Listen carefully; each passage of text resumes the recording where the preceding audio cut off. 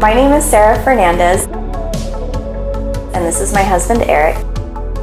Eric and I were told that our infertility issues were not easily solved ones, and without either a miracle or a whole bunch of science, starting a family the good old-fashioned way was just not in the cards for us.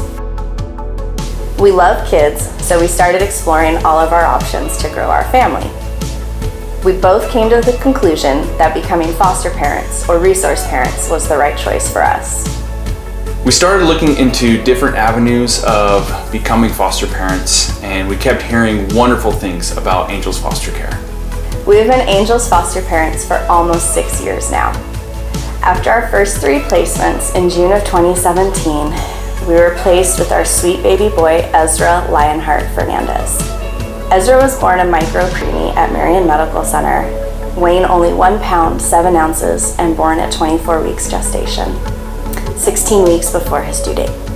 Being born so early, Ezra had a mighty uphill battle, but he fought every challenge like a true lion-hearted warrior. He was so small that he would just fit right inside my shirt. Eric and I were learning as much as we could about NICU life. After close to 3 months, Ezra was doing amazing and was about to get discharged from the Marion NICU when things took a turn for the worst. He developed some intestinal issues and had to be helicoptered to Valley Children's Hospital in Madera.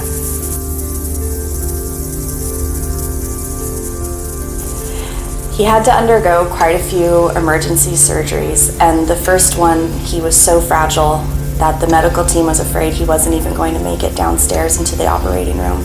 So they turned his NICU room into an emergency surgical room for his first 5-hour surgery. We were told that we needed to say our goodbyes to him that night because he wasn't going to make it more than a few hours.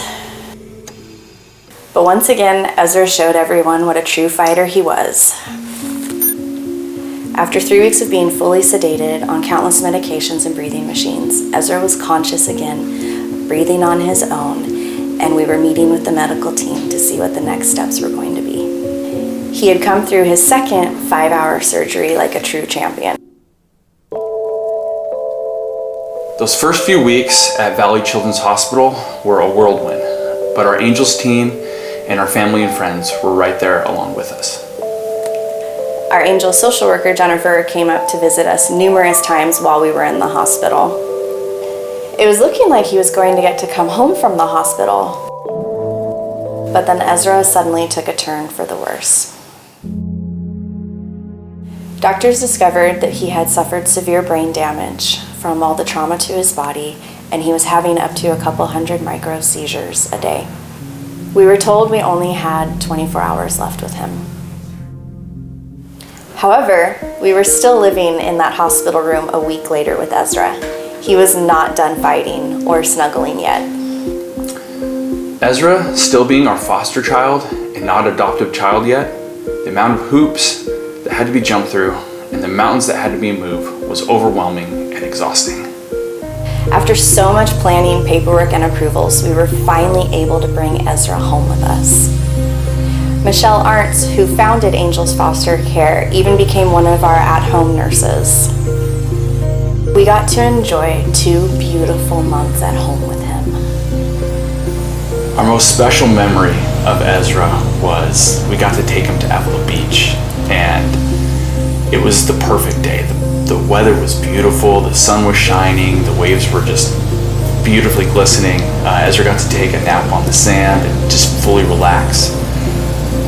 So I work on a NASA contract out of Vandenberg Air Force Base, so we support all of the launches out there. And on this day, there just happened to be a launch at the exact time that we were there. So Ezra and I went down to the water, and I kind of figured out where the launch was going to come from, and sure enough, we just got to see it coming up right there off the point at Vandenberg Air Force Base, and that was just so cool that me and him got to share a launch together, and I'll never forget that day. It was the perfect day.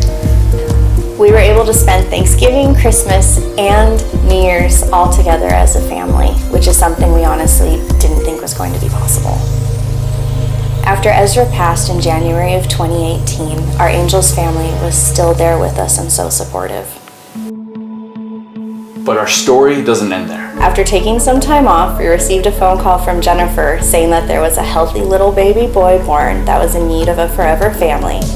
We said yes, and in February of 2019, we were able to finalize his adoption, and now Lucas Raymond Fernandez is a part of our family forever.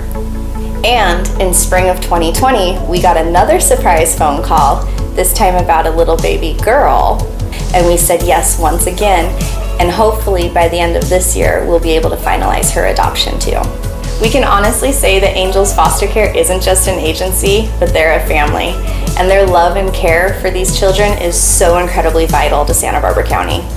Our Angels team has always been right there with us, loving, protecting, and fighting for these kids. Santa Barbara County is truly a better place because of Angels Foster Care.